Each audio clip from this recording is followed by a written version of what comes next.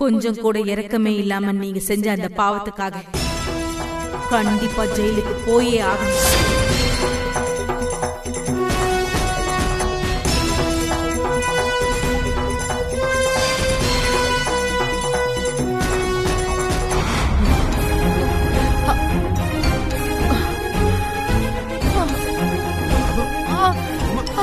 என்னன்னு பாருங்க.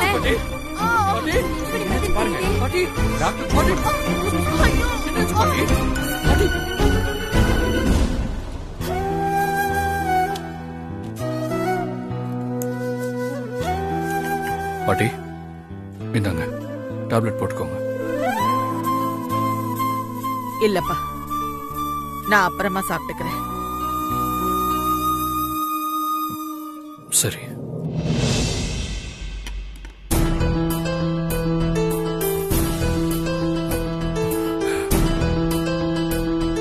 பாட்டி, என்கேஜ்மெண்ட் நின்றுச்சேன்னு நினைச்சு கவலைப்படாதீங்க பாட்டி. உங்க உடம்பு முதல்ல கியூர் ஆகட்டும். அதுக்கப்புறம் ஐயர் சொன்ன மாதிரி வேற ஒரு நல்ல நாள் பார்த்து மறுபடியும் என்கேஜ்மெண்ட் வச்சுக்கலாம் பாட்டி.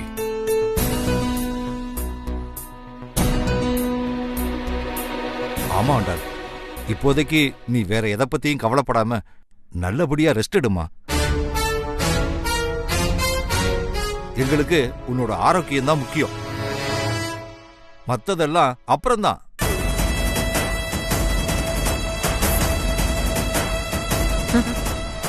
உங்களுக்கு என் மேல ரொம்பதான் அக்கறை.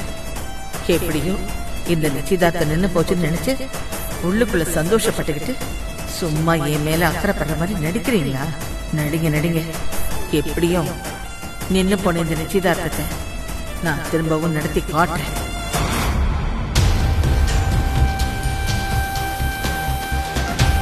என்ன ஆண்டால் யோசிக்கிற? ஒண்ணும் இல்லை. நீ சொல்லலைனாலும் நீ என்ன யோசிக்கிறேன்னு எனக்கு தெரியாதா? எப்படியாவது இந்த நிச்சயதார்த்தத்தை நடத்திடலான்னு தானே நினைக்கிற? அதுக்கெல்லாம் வாய்ப்பே இல்லை ஆண்டாள். என்னைக்கா இருந்தாலும் ஆகாஷுக்கு தென்றல் தான் பொண்டாட்டி.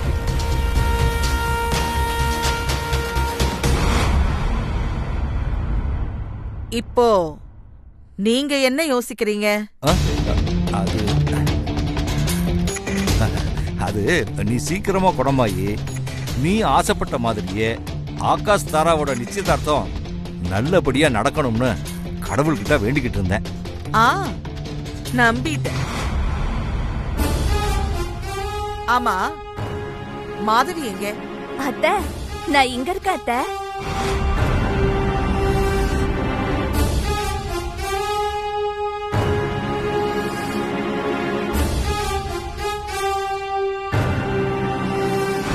ஏய், நான் இங்க நெஞ்சு வலி வந்து உடம்பு சரியில்லாம இருக்கேன்.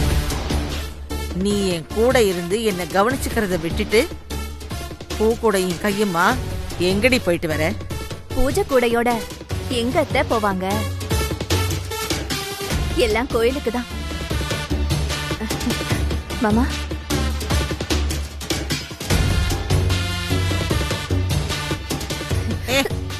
நில்லடி. இந்த நேரத்துல எதுக்குடி சம்பந்தம் இல்லாம கோயிலுக்கு போயிட்டு வந்திருக்க? என்ன நிச்சயதார்த்தம் நின்னு போனதுக்காக சந்தோஷப்பட்டு கோயிலுக்கு போயிட்டு வந்திருக்கியா? ஐயோ அத்தை, அப்படியெல்லாம் இல்ல அத்தை. திடீர்னு உங்களுக்கு ஹார்ட் அட்டாக் வந்ததும் நான் பயந்தே போயிட்டேன்.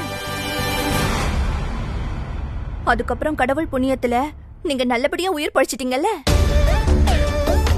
அதான் கோயிலுக்கு போய் உங்க பேர்ல ஒரு அர்ச்சனை பண்ணிட்டு சாமிக்கு நன்றி சொல்லிட்டு வந்தேன்.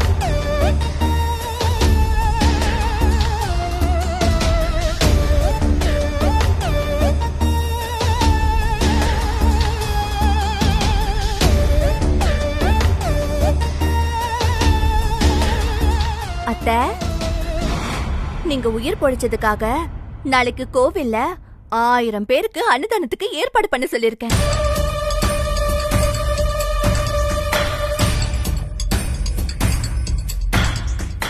இவ சொல்றதெல்லாம் நம்புற மாதிரியே இல்லையே. இவளும் அந்த சாரதாவும் நம்மளை எப்படி காலி பண்ணலாம் தானே காத்துக்கிட்டு இருப்பாளுங்க. இந்த லட்சணத்துல இவ நான் உயிர் படைக்கிறதுக்காக கோயிலுக்கு போயிட்டு வந்தேங்கிறா, 1000 பேருக்கு அன்னதானம் வேற ஏற்பாடு பண்ணிருக்கேங்க. எப்படி இதெல்லாம்? ஏதோ இடிக்குதே. மாதவி, ஆ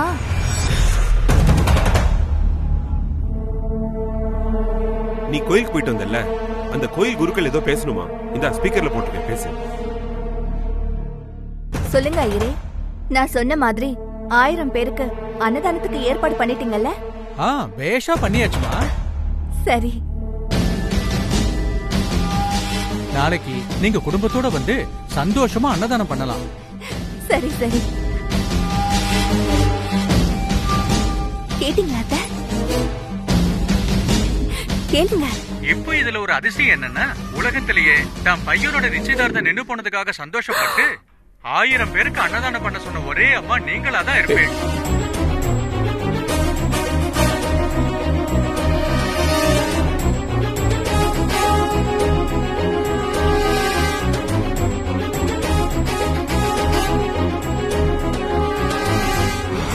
சரிம்மா, நாளைக்கு அன்னதானம் பண்ணும்போது சந்திக்கலாம்.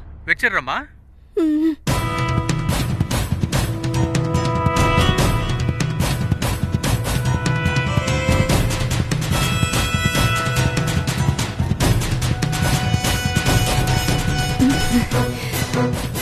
ஏய் நில்லடி.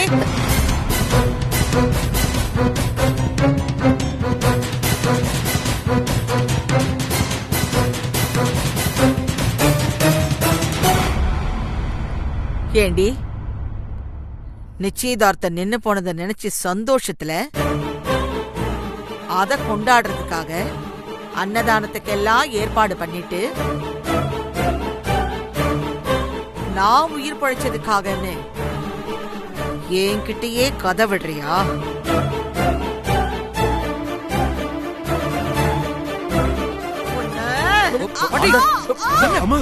ஐயோ, ஐயோ, நெஞ்சு வலி வந்துருச்சா? ஐயோ, என்ன ஆகாஷ் நீ? டேப்லெட் எடுக்காம அப்படியே வச்சிருக்க. அத்தா கட்டுங்க. இனிமே நீங்க எடுத்ததுக்கெல்லாம் டென்ஷன் ஆக கூடாது அத்தை. இன்னொரு தடவை உங்களுக்கு இந்த மாதிரி ஆச்சுன்னா உங்க உடம்பு தாங்காது அத்தை, தாங்காது.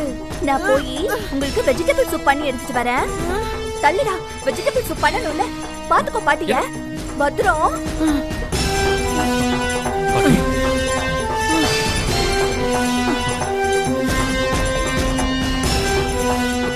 நல்லா ரெஸ்ட் எடுங்க பாட்டி.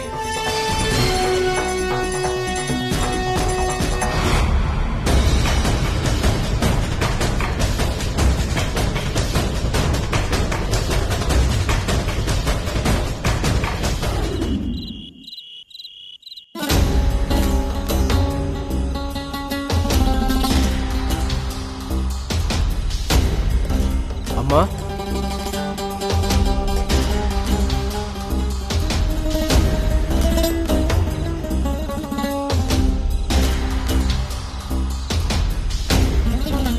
வணக்கம்மா. வணக்கம். வாங்க ஜோசியரே, என்ன இந்த நேரத்துல வந்திருக்கீங்க? அம்மா தான் என்ன ஃபோன் பண்ணி வர சொன்னாங்க. என்ன விஷயம்னு தெரியலம்மா. ஓ, சரி இருங்க, நான் போய் அத்தை கிட்ட கேட்டுட்டு வரேன். சரிம்மா.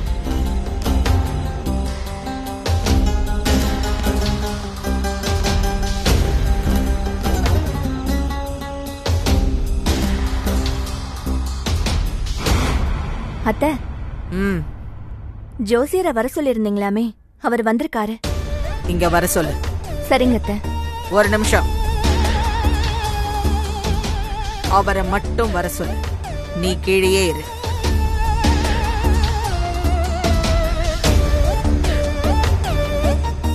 என்ன? ஒண்ணும் இல்ல அத்தை.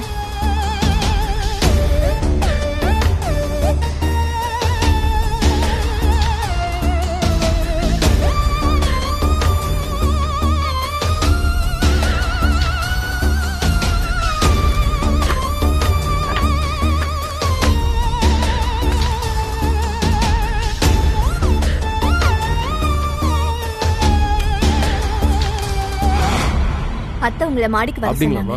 சரி, வாங்க. நான் போய் பார்க்கறேன். அத்தை என்ன விஷயத்துக்காக ஜோசியரை இந்த நேரத்துல வர சொல்லிருப்பாங்க?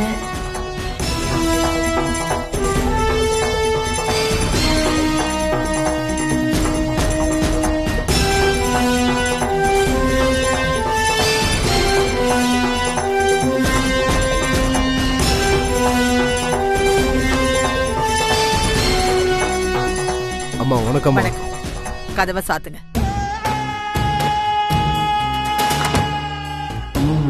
அந்த நாற்காலி எடுத்து போட்டு உட்காருங்க.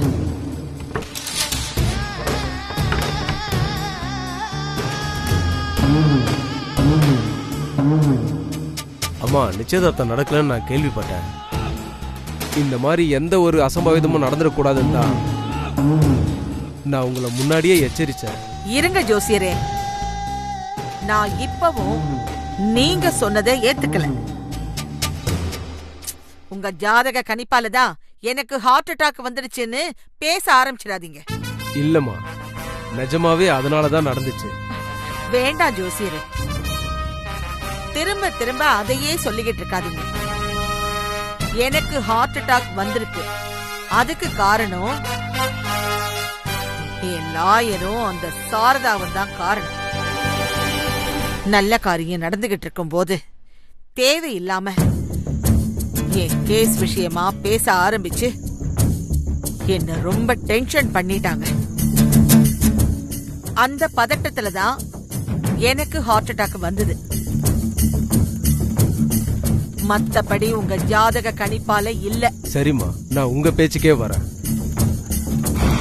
எதுக்காக உங்க வக்கீலும் சாரதாமாவும் நிச்சயதார்த்தம் நடக்கும் போது இந்த கேஸ் விஷயத்த பேசணும்னு தோணுச்சு?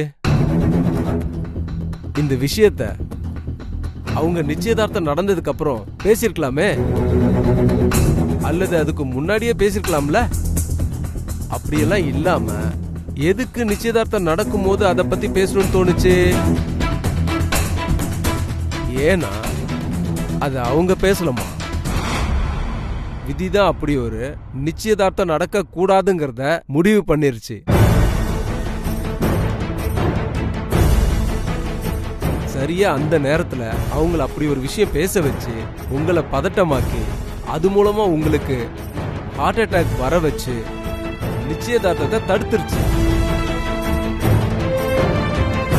சில நேரத்துல விதி நம்மள நேரடியா எச்சரிக்கை பண்ணாதுமா, இந்த மாதிரி மறைமுகமாவும் எச்சரிக்கை பண்ணும். அதை நாம தாமா புரிஞ்சுக்கணும். இப்ப நீங்க முடிவா என்னதான் சொல்ல வர்றீங்க? நான் அப்ப சொன்னதுதாம்மா இப்பவும் சொல்றேன். உங்க குடும்பத்துக்கு விபரீத ராஜயோகம் உள்ள அந்த தென்றல் மருமகளா வந்தாதான் உங்க ஆயுள் நீடிக்கும். அதுக்கு வாய்ப்பே இல்ல ஜோசியரே.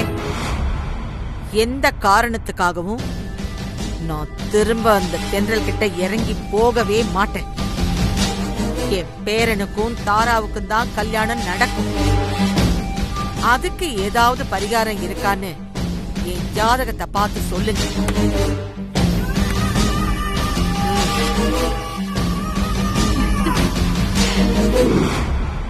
அம்மா, அதுக்கெல்லாம் அவசியமே இல்லம்மா. உங்க ஜாதகத்தை நான் ஏற்கனவே பலமுறை பலவிதமா ஆராய்ச்சி பண்ணிட்டேன். தென்றலை தவிர வேற எந்த பொண்ணும் உங்க குடும்பத்துக்குள்ள மருமகளா வந்தாலும் அது நிச்சயம் உங்க உயிருக்கு சிக்கலாதான் முடியும்.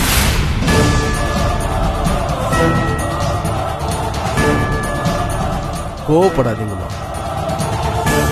நான் சொல்றத தயவு செஞ்சு புரிஞ்சுக்க முயற்சி பண்ணுங்க. நான் உங்க குடும்பத்தோட பரம்பரை ஜோசியர் மட்டும் இல்ல, உண்மையான விசுவாசியும் கூட. அதனாலதான் நான் உங்க மேல இவ்வளவு அக்கறை காட்டுறேன். தயவு செஞ்சு நான் சொல்றத அலட்சியப்படுத்தாதீங்கம்மா. வர பௌர்ணமிக்குள்ள அந்த தென்றல் உங்க குடும்பத்துக்குள்ள வந்தே ஆகும்.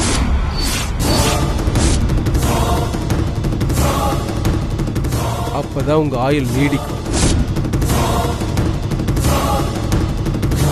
என்ன ஜோசியரே, திரும்ப திரும்ப நீங்க அதையே சொல்லிக்கிட்டு இருக்கீங்க? இதுதாம்மா உண்மை. அதனாலதான் திரும்ப திரும்ப இந்த விஷயத்த நானே சொல்லிக்கிட்டு இருக்கேன். அம்மா, நான் உங்களுக்கு பிடிச்ச மாதிரி உங்க பேரனுக்கு அந்த தாராவையே கல்யாணம் பண்ணி வைங்க. அதனால எந்த பிரச்சனையும் இல்லைன்னு சொல்றதுக்கு எனக்கு எவ்வளவு நேரம் ஆகும்? அப்படி சொன்னா எனக்கு ஏகப்பட்ட பணமும் பொருளும் கண்டிப்பா கொடுப்பீங்க. ஆனா அதுக்கெல்லாம் ஆசைப்பட்டு நான் உங்க மேல வச்சிருக்கிற விசுவாசத்தை இழந்துட முடியுமாமா? பணத்துக்கும் பொருளுக்கும் ஆசைப்பட்டு உங்க மேல வச்சிருக்க விசுவாசத்தை இழந்துட்டா அதுக்கப்புறம் உங்க குடும்பமும் நானும் உங்களையே இழந்துருவோமா? அந்த மாதிரிலாம் எதுவும் நடந்துடக்கூடாதுன்னு தான் நான் திரும்ப திரும்ப இதையே சொல்றேன். பிடிவாதம் பிடிக்காம வர பௌர்ணமிக்குள்ள அந்த தென்றல உங்க குடும்பத்துக்கு எப்படி மருமகளா கொண்டு வர்றதுன்னு கொஞ்சம் யோசிங்க.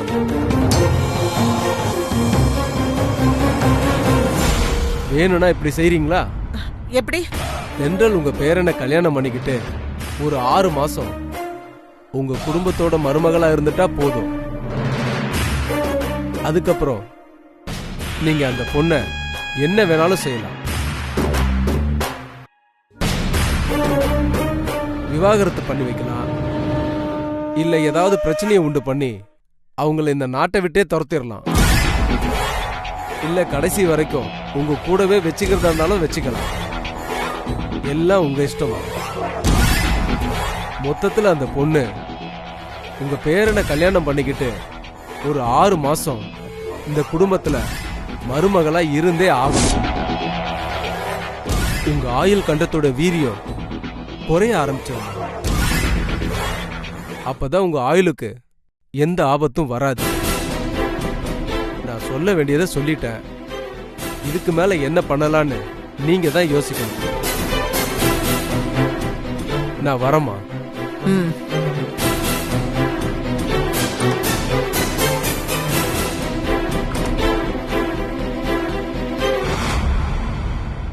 ஜோசியரே, அத்தை எதுக்காக உங்களை வர சொல்லிருந்தாங்க? எல்லாம் நல்ல விஷயம் தான்மா. நான் வரமா? சரி.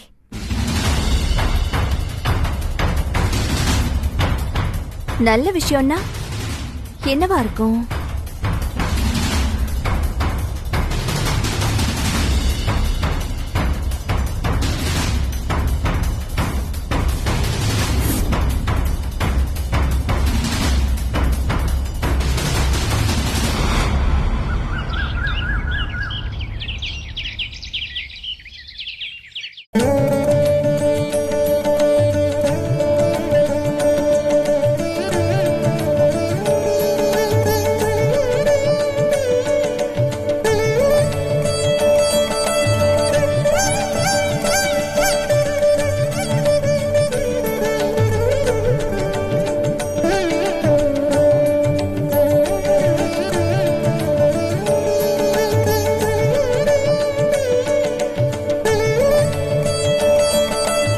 முருகா, என்னை ஏன் இந்த உலகத்துல மோசமான பிறவியா படைச்ச?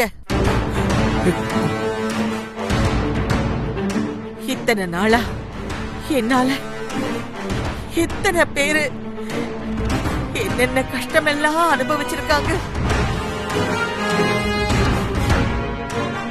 நான் எல்லாரையும் எவ்வளவு கொடுமை பண்ணி இருக்கேன்.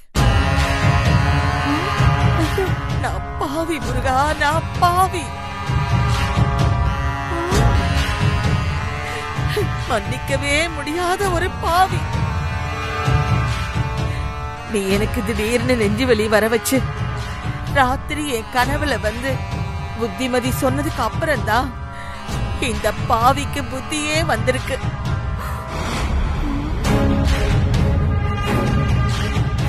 என்ன மன்னிச்சிடு முருகா, என்ன மன்னிச்சிடு. இனிமே நான் யாருக்கும் எந்த கெடுதலும் பண்ண மாட்டேன். நான் இதுவரைக்கும் செஞ்ச பாவத்துக்கெல்லாம் பரிகாரம் தேட போறேன்.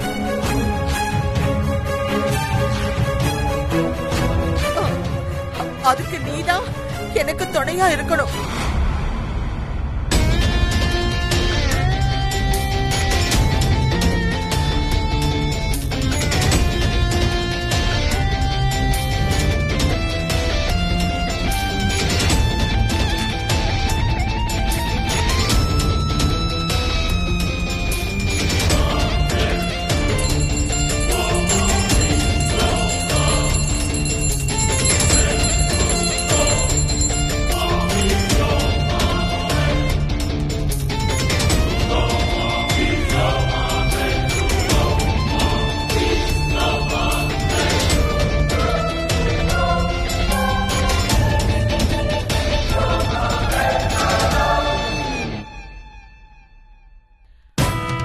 மாதவி, நீயும் எடுத்துக்கோ.